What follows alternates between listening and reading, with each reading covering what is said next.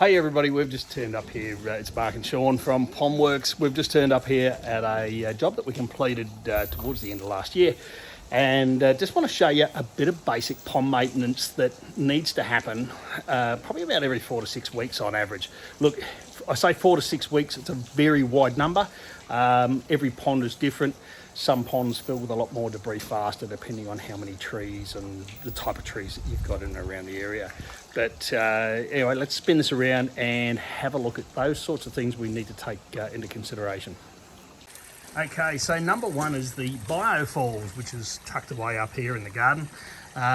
This garden's growing really nicely. And when we got here, this pond was green and probably a result of some very high fish stocking levels and probably a lot of food being fed in here as well.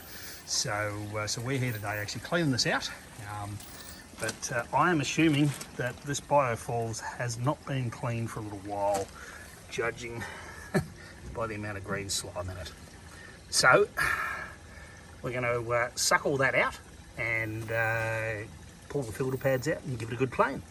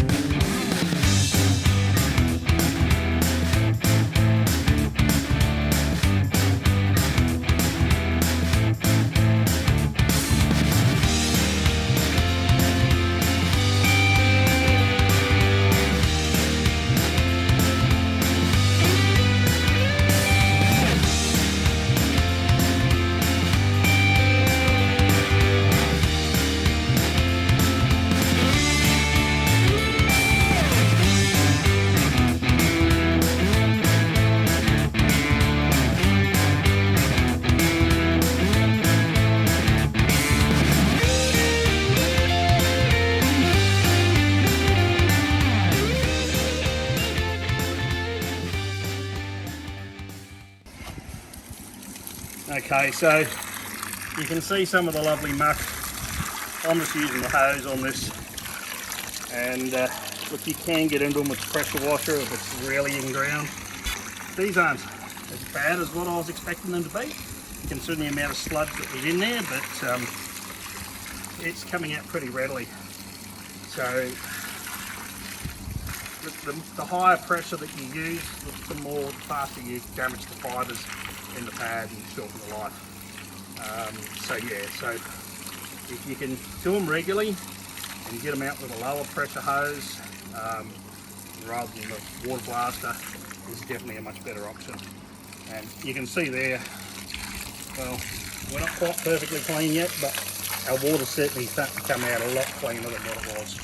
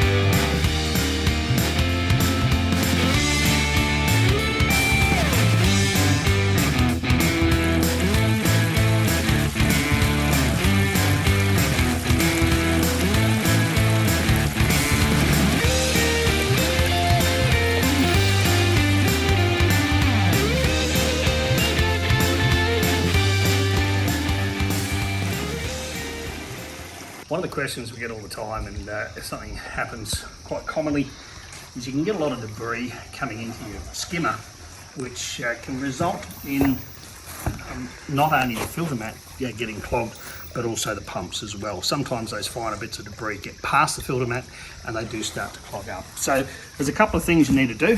Number one, turn your power point off. Remove your skimmer basket. Empty it of any waste that's in there. Okay, there's a little clip on the skimmer door which you can actually flick right up. Now if your pumps are still going, the water level in here will drop. Okay, but in our case here, we're going to remove this filter mat. Okay, now this one has been cleaned, but in most situations they're normally pretty grotty. Okay, this is a 2-pump setup as well, so we do have 2 holes in the skimmer mat. Okay, now this one's not too bad. It's already been hosed out. We'll get rid of the little bit of debris that it's picked up here already. Normally we're going to hose that off and clean that up. Now, removing the pump is pretty simple. You've got a check valve on the top of each pump, and as I say, there are 2 pumps in the system. So we turn this bezel here in a clockwise direction, which will unscrew the check valve. Now you will see a bit of water start to exit that. That's the water that runs in the pipeline all the way up to the biofalls. So all the water that's currently in the biofalls is draining back out. And as you can see, as a result, our skimmer is actually filling up as well at the same time. Now, to pull that pump out, they're a little bit tighter when they've got 2 pumps. So you're going to have to lean that back and lift the pump up through the grate. Okay. Now,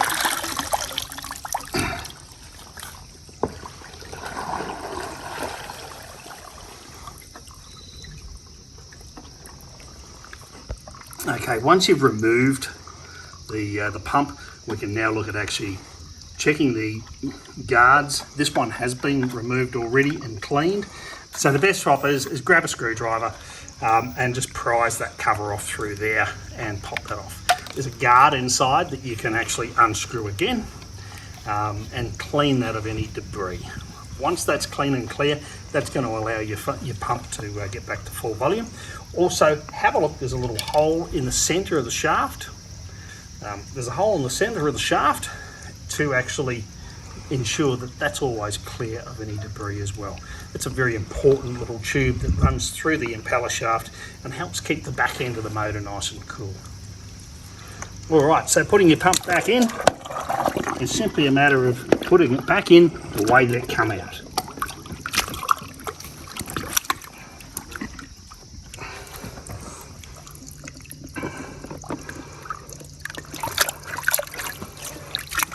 Okay, once you've got your thread lined up, screw it up again in an anti-clockwise direction. Remember the old phrase, righty-tighty, lefty-loosey. Put our filter mat back in.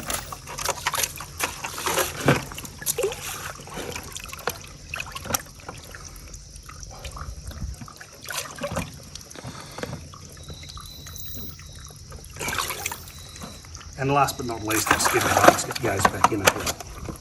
That drops back down in there. Unclip our skimmer door, make sure that's free flowing, and now we're right to turn our pump back on again.